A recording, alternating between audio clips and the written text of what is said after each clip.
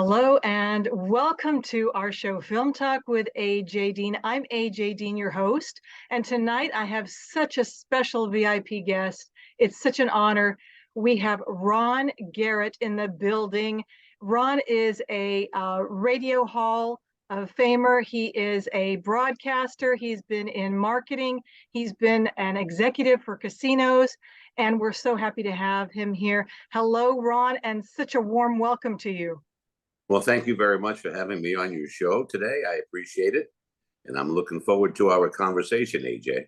Me too. Me too. You know, this is amazing, Ron, because it's usually you that is asking the question. Oh, yeah. And now here, it's such an honor and privilege to have you. Now I get to ask you, the man, Ron Garrett, all about your life. And it's going to be so much fun. So I'm super excited. Thank you so much for being here. If my life is fun, maybe it'll be a lot of fun. We'll see, huh? Okay. We'll see what we can come up with today. And let's see what we can come up with. You've got a lot of great things that you are doing and have done already. On screen right now, I have a picture of you at 1 year old. Can you see that? It's amazing. I don't see that, but I know what it looks like. Okay. And did your mom or dad take this photo of you, and where was it? You look so okay. That picture is the one where I'm like a little cherub there with the rouge on my cheeks. Yes. That was a staged picture, from what I understand. Of course, I don't quite remember what happened there. I think I had a drink before we took that picture. I'm only kidding. It was a staged picture that was done in a photographic studio back in 1944. Wow. And where was this, Ron? It would be in Brooklyn, New York. Brooklyn, New York. And this is Yes. where you're from, Brooklyn, New York. I'm just so impressed with you. And you've come a long way. Now you're in Las Vegas. And do you remember this picture at all? Do you remember it at all being? No, I don't. But you know, I've seen it so many times in my collection of old pictures that my mother let me have. I've seen it many times. I've used it on Facebook once in a while just to let everybody know that I was a kid once. Yes, and this is the beginning right here, 1 year old. So You bet. this is You see the amazing. headset? I'm wearing a headset and the microphone. Is that in that picture? No? It's coming. It's coming. Because I'm going to go to the next photo that we have, Ron. And because we've got, you're a radio show host, you're a radio broadcaster since the age of 15, former casino executive, manager, director of marketing. You've done so much, radio station manager, all around classy guy. And this next photo we have, Ron, is you in the military. It's like a black and white photo. Tell us about it. That was the United States Air Force. That was the first photo, like a mugshot back in those days. That's the first photo they took of you when you get your uniform and everything down at not Selfridge. It was Lackland Air Force Base in San Antonio, Texas. And that picture was taken in September of 1961. Wow. Now, this is the Air Force that Yes. And you participated in that. Thank you for your service. What was going on there, and what did you think of this whole new world? Did you enlist, or did you want to be in the Air Force? Tell us about that. I enlisted. Yes, I did want to be in the Air Force. If I didn't join the Air Force, I would have been drafted by the Army. So I looked at it this way, AJ. Either if I join the Army, I'm going to have to walk to the war. If I join the Navy, I got to sail to the war. If I join the Air Force, I fly to the war. I thought that was the easier way to go. Of course, I never did go to the war, but it was 1961. I was in from 1961 to 1965. And I was discharged in September of 1965. In November of that year is when Lyndon Johnson sent 125,000 troops to Vietnam. And the group that I left went. So I missed the war by 60 days, and thank God that I did. Wow. I thank God also for that. That was a blessing. Wow, it's just incredible. God has you doing things that you're supposed to. This is your destiny, radio and entertainment. That is your destiny. But I do want to thank you for enlisting and serving this great country. I had a choice there to make. My dad said to me, "You're 18 now, kid." He said, here's your choices. You can go to college. You can go find a job. You can join the service, but you're leaving the house." Oh, okay. So I decided to join the service, which was better than college for me. Oh yeah. Oh yeah. Now let's talk a little bit about your parents and where they are from. Are they from New York also? Are they from Italy? Or tell us about them. They're from Italy. Yay! You know, they're from Italy. My father was born in Italy. My mother was not. She's one generation away from that. My father was born in Italy, uh, in Sicily, actually, which some Italians don't believe is part of Italy. And that's a joke. And he came to this country in 1922 on a boat and went through Ellis Island, things like that. And my mother was born in New York, in the Bronx, in Brooklyn, Bronx, that whole area. I don't know exactly where, and was raised there. But her parents came in from Italy. They were from Naples. Amazing. And do you know the story of how they met? Yes, yes. They lived in Ozone Park, New York, and my mother would play tennis in the street when you're able to do that without getting mugged or run over back in those days. And my father was watching her from his house from the window, and he decided to go down and meet her. So he did. He went downstairs and went out in the street and went up to her and says, hello. They met like that. She was 15. He said, I'll be back in a few years. And he was. And actually, they got married when she was 17. And my brother was born when she was 18. Oh, wow. And I'm 6 years after that. You're 6 years after that. Okay. Yeah. And that's such a sweet story. It's a very romantic story. And I love how you told it. Thank you for sharing that with us because we need to hear those great stories of how people met and how our parents met because it gives such a great background. You're right. It was legal to play tennis. You could play ball in the street. In the street, yeah, we played ball in the street when I was growing up as a kid. You stick ball. Yeah, yeah. So that is wonderful. Thank you for that. And then so is it just you and your brother and your family, two sons? That's it. Yes, just my brother and I. He's 6 years older than I am, and he just turned 86. Is he in Vegas too, Ron? Or My brother lives in San Diego. Got a nice plush condo on Coronado Island overlooking San Diego Bay. He's sitting fat and high in a hog. nice. Oh, I'm so happy for him. That is great. That's Yeah. wonderful. So now, are you close as brothers? Are you close, or are you competitively loving toward each other? I'll put it that way. I don't know how to describe it. My brother's 6 years older than me. When he was 18, I was 12. He wanted nothing to do with me in those days, as you can imagine. And, get away kid. He went off to college, graduated from the University of Notre Dame, followed up by a medical degree from Georgetown University. In the meantime, I was trying to stay out of jail. So that kind of gives you the difference between him and I. But overall, he wishes he was me now. So were we close in a way? But not like that we hung out together or anything like that, or we did anything together. I was just his little brother who was basically a pain in the butt.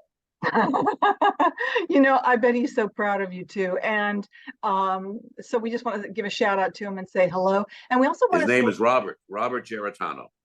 Hey, Robert, how you doing? Hope you're having a great day. Shout out to you and acknowledgement. And I also want to shout out and acknowledge your beautiful wife, Tammy. Now, how many years have you been married to Tammy? Tammy, that's another show. Tammy and I were married in the 1980s, and then we went our separate ways for 35 to 38 years, and then events created a situation where we returned to each other again. And here we are after all that time, and we're back together again now. Oh my, Ron, that is a true love story. So she's a 40-year love. Yes, yes. And you know what? That could be a movie. Your your Yeah.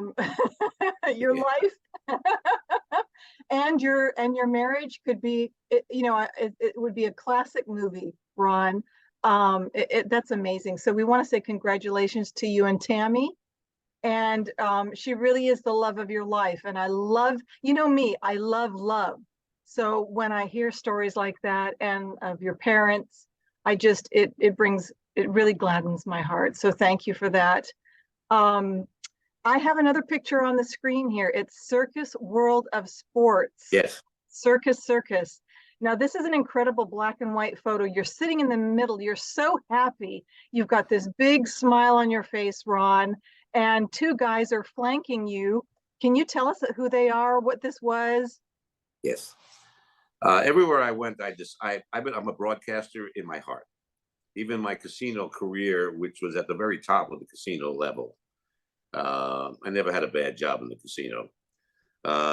Was based around broadcasting in many ways. So what that is when I was the corporate marketing director for Circus Circus Properties in 1994, working for Bill Bennett, who owned Circus Circus, Excalibur, the Mandalay Bay, and Silver City Casino, and on the river in Laughlin, Nevada, we owned the Edgewater Colorado Bell. And I was the director of marketing for the company. But I liked television and broadcasting. So what I created there was a show called The Circus World of Sports, which was a live show played over Channel 33 here in town. The station's still there, but it wasn't the CW then. It was owned by the Coker family. And Danny Coker, who is the Count in Las Vegas. You know the show Counting Cars, rather, with Danny Coker. He was the owner of the part owner of the station. We did 79 episodes. It was a sports show. The people with me in the picture to my right is the most brilliant political consultant in Las Vegas today, the man who is currently running Shelley Berkeley's race to be mayor of Las Vegas and succeeded with the two previous mayors, both Oscar Goodman and Carolyn Goodman, as their campaign manager, and also is responsible for getting hundreds of judges elected. His name is Tom Letitia, and he's the man to my right. The gentleman to the left is the last winning coach at UNLV football. His name is Harvey Hyde. And when he was there, he created superstars, Randall Cunningham, Ickey Woods, both superstars on the NFL years later. Randall Cunningham, if you're an Eagles fan, was the big quarterback for the Eagles. And Ickey Woods was the best running back for the Cincinnati Bengals. Both recruited and played for Coach Hyde, the gentleman on the picture. He was the only one at that table who knew anything about sports. Me and Tom were full of baloney.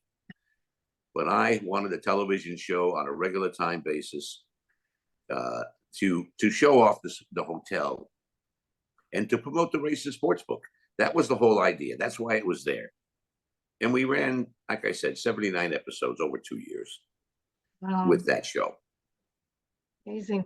Amazing. Now, how long was the show? And it was a half-hour show that was shot live to tape in the sportsbook once a week. Incredible, incredible. And did you have all those episodes still, all those copies of? I don't. I think that Mr. Harvey Hyde, Coach Hyde, he has them, but they're probably on beta tape right now. They need to be transferred to digital, I'm sure. Yeah, I was just going to say. Because that was 30 years ago. Yes, right. And I was just going to say, I'd love to watch them. And I know people who are fans of yours and of your show. The Vegas live entertainment radio show, that they would want to, this would be so fun to watch the episodes. You know me, because I love things like that. And I know other people would find that wonderful to watch as well. Keep us posted, Ron, when you get that done, and then you can come come back on my show again, and we can promote that and see if you're interested in that. It's pretty easy to do, to transfer there. I know there's still Sure. places that can do that. And what a gem and what a treasure to be able to have that. What you see if I did that would be the same guy that's doing the radio show right now. There's not much difference from that guy with that big smile on his face, having a good time, which is what I did. And the Yeah, guy now with a big smile on his face, having a good time doing Vegas Live Entertainment Radio. exactly. And Ron, I have I actually have one of the logo for your radio Yes. station, and let me bring that up here. Oh, thank you. Just going up through my pictures here. One moment, please. Here we go. I've got it. Open it, and there we are. Okay, so I've got Vegas Live Entertainment Radio. Here's your logo. This is what I was wanting to talk about so very much. This is your show. It's active and live now, and you have phenomenal guests. Everybody always wants to be on your show. They want to come back again, and they love you. And remember, it's all about, you are a celebrity in Las Vegas, and it's really all about people fall in love and they love the people and the personalities. And Ron, you are an icon in Vegas. And I just want to say I referred Paul Vato to you, and a few other. Paul was great guest. Yes, Great yes. guest. Oh my A lot of gosh, fun. he had so much fun. And then I also referred Deborah Richards. She adores you. Been on twice. Yes. And so tell us about Vegas Live Entertainment Radio. How can this is long lasting, because you've been in radio since you were 15 years old. And this is your life, isn't it? Tell us about Vegas Live Entertainment Radio. It was 3 years ago, 3.5 years ago, in January of 2020, just before the pandemic took hold a couple of months later, that I decided to create a show that followed in the footsteps of my dear friend Tony Sacca. Tony Sacca was a local Las Vegas entertainer who did a show called Entertainment Las Vegas Style on television, and the Las Vegas Rocks variety show from Boulder Station. We did 39 television episodes there.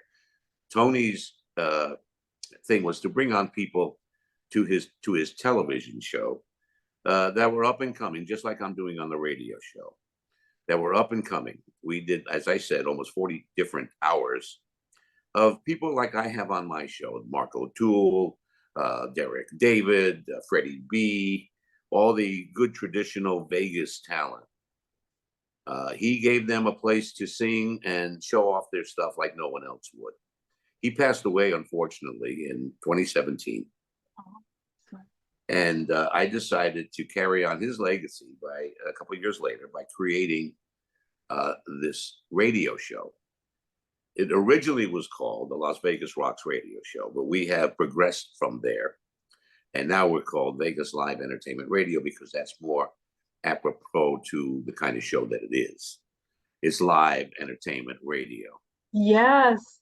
And I didn't want people to be confused with the word rocks. They would think I'm a rock radio show, and it was not. So we dumped that and put that in the trash bin of history. So the show is Vegas Live Entertainment Radio. So the pandemic showed up in March. At that point, we stopped the show because of the pandemic. The station that I broadcast from, 670 AM KMZQ, which is on the strip across from the Mandalay Bay in the McDonald's shopping center there, had to stop people coming in. I had guests, and so on. We just stopped. In July 4th of 3 years ago, we kicked the show back in again. Still a year and a half or more of pandemic left, but we didn't know that. With the masks, the protocol, the whole thing. But what it did was give me an opportunity to have all the great entertainers, all our great local entertainers who had no place to work, to give them a chance to expose their talents on my radio show. They weren't working. So I had a wide choice of great talent like you're seeing now and then. When I added Facebook Live in real time We became the first live watched radio show ever in Las Vegas in real time. Yes. And currently, we still are the most watched live entertainment radio show in Las Vegas because Yes. not many people are watching live radio shows. So it's easy to say that, but it's also very true. So these entertainers come on the show and they had a chance to talk to us and tell everybody about what they're doing, the projects that were going on during the downtime. And they weren't working for months and months and months. And they came on the show. We gave them the opportunity to do that. And that snowballed into other things. When we came back in July, like I said, I had all those choices. But from there forward, I've had nothing but success in bringing people on the show. Yeah. And we work around their schedules. It's at 5 o'clock on a Saturday. Someone can have a gig Saturday night and still stop at my show, promote that gig for that night, the show before the show, as Tammy says in the opening, the show before the show. You come to my show before you go to your show and sell those last remaining 4 or 5 tickets out the door, something like that. The idea of my show is to promote local entertainers, whether they're famous or not. And everyone is a star. Yeah. Everyone is great. Every show's a hit. Every restaurant's the best. Yes. That's the way it is. So I love it became a thing of itself. When I started, I had 30 listeners, 30. Wow. Now we go to 30,000 in a week's time, counting the reruns. The show is rerun on 72 different Facebook pages, 9 internet platforms. Wow. And the radio station. This is phenomenal. Congratulations, Ron. And I do think it's the best radio show in Vegas. And I think you are the best. So do I. Yeah. No, and I think you're the number one. You've had, the likes of Ninon Devere DeRosa on, and and Nelia Ross, just wonderful guests, beautiful guests. And also you had Georgette Dante on as well. And speaking of Georgette Dante, she wanted me to mention something. She wants you in her film, Wild Women of Burlesque. Did you hear when I talked about that on my radio show? That time we discussed it and I brought it up about her movie. Oh, thank you. I didn't. I'll have to go ahead and rewatch that again. Yeah. That's great. That is wonderful. And so you're going to play a gangster, Ron. Is that? I hope you like that. And gee, why would you pick me to play a gangster? I have no idea. I wasn't a gangster, but I did know the mob. There's no doubt about that, AJ. If you want to go to that story, that's another one. I was not a gangster. I was a kid. Wow. And I was enamored by these mobster guys. And my advertising agency in the 70s, which included that picture of that guy, Tom Letizia, who I mentioned earlier, him and I were ad agency partners in the 70s here in Las Vegas. And a lot of our clients were mobsters. We had a lot of the mob joints, all the nightclubs, and they were all run by the boys. That's fantastic. That is so fabulous. I mean, I love that. I love all of that and stories and everything. That's the real Vegas. That's how Vegas got on the map. It was created by one gentleman who came out to Vegas and made it happen. And we still have the Mob Museum there in Vegas. And I love, my father, he loved, I got to tell you, he loved, because the Italian movies, and of course he loved everything, Frank Sinatra and Dean Martin and Sammy Davis Jr. But I have to tell you, the very first film I saw at 5 years old was The Godfather. Okay, I was 5 years old. I was on the edge of my seat. That haunting, beautiful music, the story, all of it. Francis Ford Coppola, incredible mastermind director. So that's always been a part of me. And I watched it completely at 5 years old, took it all in. And then I went home and my dad said I burst into tears because it was so emotional. Yes. If you want to see the movie that really shows Vegas like it was, the movie is Casino. Yes. And I had the opportunity to work with the producers of that movie in 1993 when they were shooting it here in Vegas at the Riviera, which were all the interior shots of that movie were done at the Riviera. The exterior shots were as a facade that they put up in front of the old Landmark Hotel before they blew it up. So they used the Landmark Hotel as the outside of the hotel that Robert De Niro was running, and that was the Stardust. And they used they did the movie. They asked me, because I was at Circus Circus, if they could run a police chase through the porte cochere at Circus Circus, which at the time was and soon to be redone to have that brilliance of a porte cochere. And I agreed. And they did the scene. The scene never made the movie, but they did the scene, and I got involved with them because I had answers to questions about those guys that they were portraying in the movie, because I actually knew them and was with them back in the days. So I had something to say. So I became a consultant on that movie. Fabulous. Fabulous. Casino. So that's the one that also you talked about Ninon. Ninon used to do her show in the same booth that a scene from Casino where Robert De Niro and Sharon Stone are sitting in the Peppermill having a drink, and he's asking her to get married. Ninon started doing her television show from that booth at the Peppermill and did it for years. Wow, she's amazing, and I admire and respect her so much. Yes, I got the honor to work with her for Ninon Speaks, and we adore Ninon DeVere DeRosa, and we miss Ninon on television. She needs to come back. Yes, she does. Come on back, Ninon.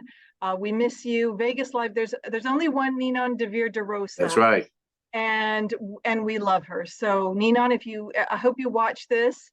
We're sending you big loves and hugs. And I did get to text her a little while ago. I hope she's doing well, and we send our love to you, Ninon. So come back, Ninon, and you bet. Maybe at the Peppermill, isn't that fascinating that booth? It's so nostalgic. It has a lot of energy, right? And it's still there. And it's Robert still De there. Niro. It looks exactly like it did in the movie. Isn't that something? Robert De Niro, Sharon Stone, Casino is one of my favorite movies. And to have you be the consultant on that, what a fabulous experience, Ron. That's an incredible memory, and that they approached you because you were working at Circus Circus, where I have stayed. I've loved Circus Circus, and you also were now here's the Sahara. I have a picture of the Sahara hotel. Now you also worked for Sahara. Tell us about that. I worked for the Sahara because Bill Bennett, who owned Circus Circus, sold out his interest in Circus Circus to MGM Company, which they own those properties now, but not Circus. That's Phil Ruffin, who owns Treasure Island. Bill Bennett bought the Sahara from Paul Loudon, who was a musician, a drummer, and a rich man. And now he just opened a place called Vic's downtown by the Smith Center. Paul Loudon, he bought it, so Bill Bennett brought me with him. In those days, we didn't send out resumes and apply for jobs. We were hired because we had a track record and a track record of success. You got a job because you brought your team with you. When I was hired to take on the Sahara, I brought my own crew in, and everybody, unfortunately, that didn't fit my business model had to go. There's a reason why they brought me in. The reason was it wasn't doing the business they wanted, and I needed to do that. So he hired me to come fix it, like I fixed some other properties. One quick story: when I was in Laughlin, I was general manager of the River Palms down there, and another movie I was part of was called Leaving Las Vegas with Nicholas. What's his name? And you know the movie. Nicholas Cage. Cage. Yes, wow. And the interior scenes of the motel room shots where he's getting drunk and wants to kill himself were done at Gold River Hotel in Laughlin, Nevada. And the whole film crew was down there. And another thing I had 60 Minutes there once as well. Not 60 Minutes. NBC Dateline was there during the Oklahoma City bombing. The guy who did it used to live in Kingman, Arizona. And we had him on video in our surveillance cameras at that hotel, walking through our casino in fatigue clothes. We're talking about the guy who blew up the buildings, the actual guy. Whoa. And the FBI came in, and 60 Minutes came in, and I did an interview with 60 Minutes about our experience of watching Timothy, whatever his name was, something. You know, McVeigh. Timothy yes, McVeigh. Yeah. yes. And we had him on video. So 60 Minutes, Leaving Las Vegas, and a few other movies like that, just to bring that up. I love As this. far as Sahara is concerned, Yeah. I went in there to change the look. I created new logos, a new design, and created some new jingle packages from my good friends Heidi Thompson and Gene Cerrone, two of the best jingle writers in the country, and took that property to a different level. When I got there, they were doing 2% of their revenue was local business. When I left, when we sold it to the people who bought it, the SLS people, 22% of our business was locals. And the idea, we had tourists. So the idea was to build business from within. Go with what you got. And I chased the locals and gave them what they like. Free parking, cheap food, great entertainment, lots of comps, and a slot club that was generous. And we created a lot of business. Amazing, amazing. And that's when buffets were a big thing, Yeah. right, Ron? Even on this picture here, it says, this place is hot. That's on the marquee outside. And there's I'm sure you're the one that designed or came up with the Sahara with the two camels. They were back to back. Well, the two camels were before me. That was somebody else. Oh, okay. Actually, I took the camels away and put them into a showcase inside the hotel. Oh, okay. Because wow. and changed the logo of the hotel because the old business logo looked like downtown Baghdad. And at that moment, we were bombing Baghdad. So I decided it'd be a good idea to change the look so it didn't look that was what going on. And I did. So I wanted to move away from that theme a little bit. I'm being very honest with you. A little bit. What I created was every night's a party. Every night's for the hotel, every night's a dream. For the restaurant, every night's a feast. For the entertainment, every night's New Year's Eve. Wow. And for the hotel, every night's a good night's sleep. And the overall theme was every night's a party. And that created and billboards and a big ad campaign. Being a TV radio guy, I owned part of a radio and TV stations in my past. And I decided to do that and change everything at the Sahara and brought that property to a point where it sold for $850 million in 2007. Whoa. Oh my gosh. You're an incredible marketing executive, Ron, and I'm so impressed. You've got an incredible resume. I just want to read a little bit.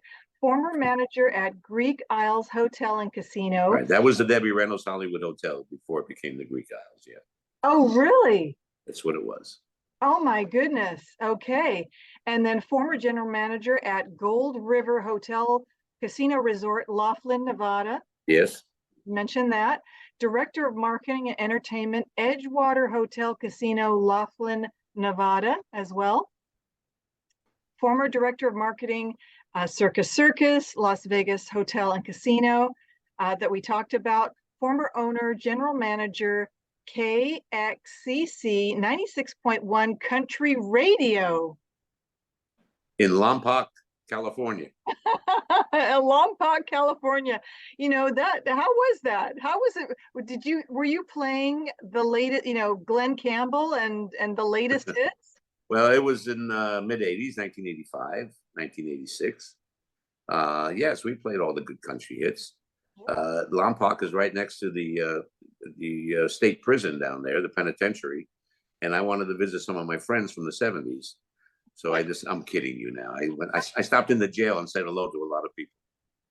Actually, it was one that I really did do that, but I can't say who it is. Oh, okay. Okay. I might have been as the manager at KAME TV 21 Reno, Nevada. That was the TV station I was a part owner with in Reno, and I was up there for 9 years. And 5 years with the station and 4 years with my ad agency up there. And it was an independent TV station, the first independent to sign on in Northern Nevada in the country. Wow. Station never existed before we put it there. We had to go to Washington and get our licensing and prove that we had to have a station there, prove the necessity of covering that market. We did all that, and we signed it on October 12th, Columbus Day, 1981. You And have. Tammy was there. Oh, was she? Oh. Absolutely, she was. Yes, she worked with us at the station. Hi, Tammy. I just wanted to give a shout out. Hey, Tammy. He's over there keeping the dog quiet. Of course, maybe the dog probably wants to join in, but He probably does. She does. Yeah. The two dogs are going to keep quiet. That's wonderful. We love dogs. And what kind do you have? What kind of dogs? They're two Chihuahuas. One's a little teeny one, 5, 6 pounds, and the other guy's a little chubby guy, and he's about 15 pounds or so. But one is a big. The little one is kind of a mix of about 1,000 dogs. She's definitely a rescue dog that I saved at a homeless place from squatters back 12 years ago. Thank you, Ron, for doing that. Such a nice guy you are. You're so classy, like I said, and you're such a nice guy. This is phenomenal. I'm enjoying this so much. I've got another picture on screen. You're kneeling on a carpet, and there is Wayne Newton holding an award of an album. Can you share with us what that's about? What he's holding is a gold record for his hit song, "Daddy, Don't You Walk So Fast." Wow. That picture was taken backstage at the Frontier Hotel in Wayne Newton's dressing room, which was actually a mobile home they put there for him. You can see the shag carpet and from those days. Yeah. That picture is the radio station crew that played that song for the first time in America. I'm kneeling. I was the program director of KAME 1340 radio in 1972. Wow. And we were the first to play that song, and it became a worldwide hit, and one of his big hits right there with Knock-a-Shane. And we went over there and presented with the award, and we took those pictures, and Wayne Newton and I became friends. And recently I actually worked for him. Before the pandemic, I was his broker relations guy, and I helped sell tickets by talking to the brokers in all the hotels, the concierges. I did that for Wayne Newton. I did that for Menopause the Musical. And I also did that for the Bronx Wanderers. Wow. And I worked with them right up until, 6 months ago? About 6 months ago, when they stopped working at the Westgate. So I was working with Alan and Kathy Glist, the producers of those shows. And Wayne Newton produced his own show. Kathleen Newton produced it. So I knew Wayne for almost 30 years. I hung out with him in the 70s. Backstage, getting crazy. He loved Pouilly Foussay wine. That was his favorite wine. Oh, really? Pouilly Foussay, yeah. So how is Wayne Newton doing? Is he going to be doing any other? Do you think he'll be coming back and doing some other shows, Ron? Or well, he's performing right now at the Flamingo 3 days a week when he is up to it. It's a sketchy schedule, but most of the time he's there. Monday, Tuesday, Wednesday, 8 o'clock. He's got the Wayne Newton room there. It's a small room, only 190 seats. I was with Wayne when he filled 30,000 seats. I was with Wayne. He did 30,000 shows in Las Vegas over those years. And Wayne did 30,000 seats in Vegas. He sold out every single time. 2 shows a night. He did one show at 8 o'clock at the Frontier, and then do another show at midnight at the Desert Inn. I would love to see Wayne Newton when I go there next time to Vegas. I'm going to go to the Flamingo, and I want to encourage everybody to do that. It's a great show. He talks about his life, and he shows a lot of videos and all the great people he's been with and interviewed with. Wow. Go see Wayne. He's got a great voice too. I mean, let's face it, he's also an icon of Vegas. And a lot more than I am, that's for sure. You've got to see him, right? You've got to go to. You got to see him, and hurry up. He's 81 years old, so we got to get there fast. Okay, it's on my bucket list, that's for sure, and I want it to be on everybody else's bucket list as well. So we want to give a shout out to Wayne Newton. Hey, Wayne, we love you. And so this is phenomenal, Ron. You are also the former director of marketing and entertainment at the Sahara. We talked about that, and the great. I'm just looking through my notes here. I've got so many notes that I wrote down. Another photo that I have here. This is kind of, I've got a picture here of this kind of vintage Las Vegas Golden Nugget, and it's the kind, I think it's the Fremont area. I think it's about 1952 or Way 1962, before my time there. way before your time, but it's just a classic photo, and I wanted to share it also. And then I'm going to go right now to the Tuscany Casino because you were also an executive at the Tuscany Casino Before it opened. before it opened. Before it opened. I was hired to open that hotel. Wow. It was under construction when I was the general manager and marketing guy there. And when it was finished, I moved on and they opened it and other management went in. So that was my job to help get that thing built. This is amazing because it's one of the best places on the strip. Yeah. And you actually made this. You created it. You made it what it is today, Ron. Well, not the Tuscany, no, not really. No? I was there a short time in the construction phase. So when I was done with my job there, they went and hired regular, we call them regular people, because I didn't want to do that anymore. I had just left the Sahara after all those years, and I was kind of thinking of, doing something else or being in my own lane, like an ad agency or consulting like I'm doing now and things like that. So I didn't want to do a full-time job. So I agreed to do it temporarily.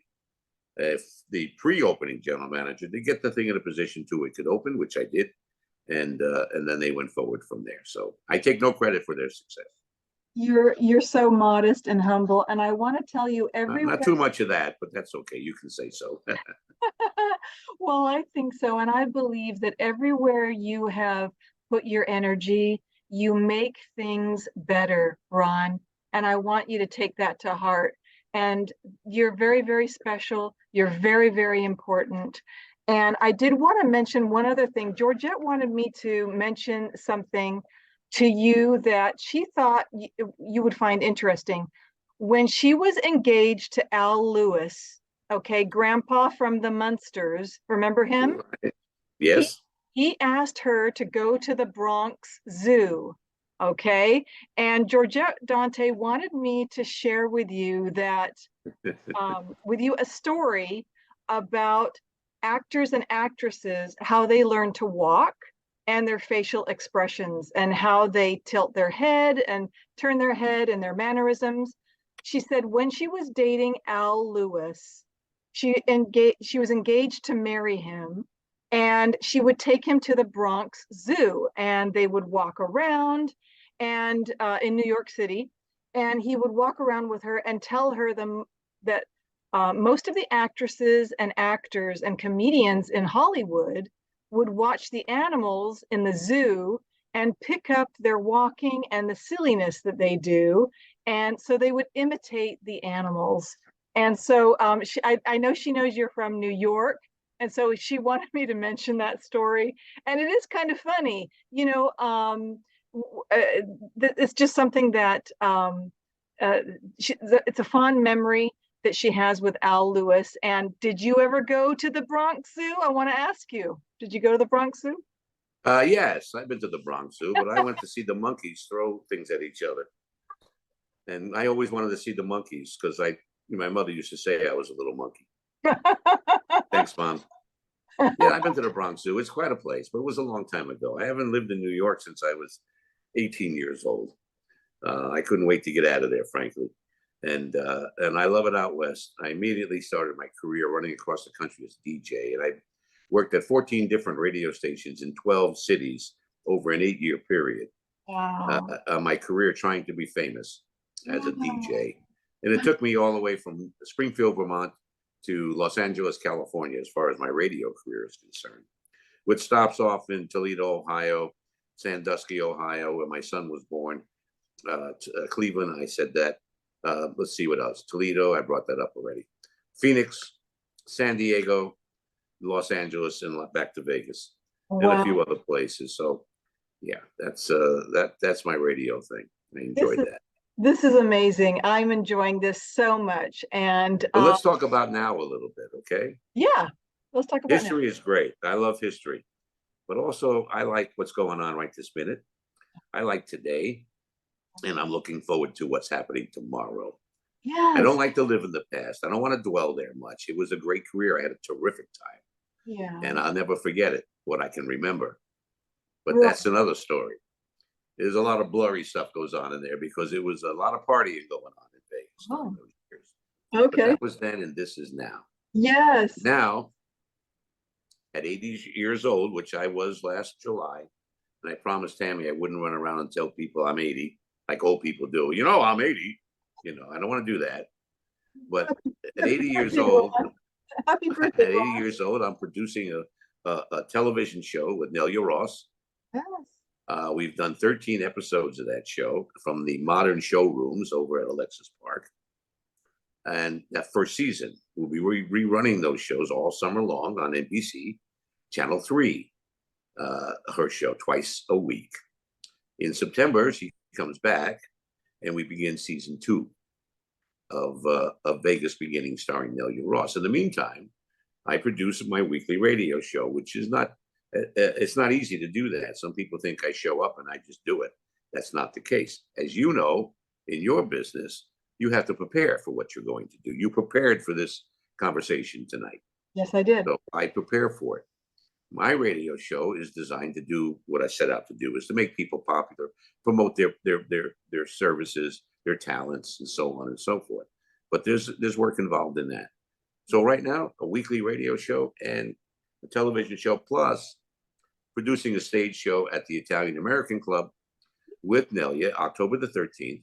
And I'm appearing as the MC at the Italian American Club on August the 6th, and also at the Starbright Theater as the MC for a show called A Night to Remember.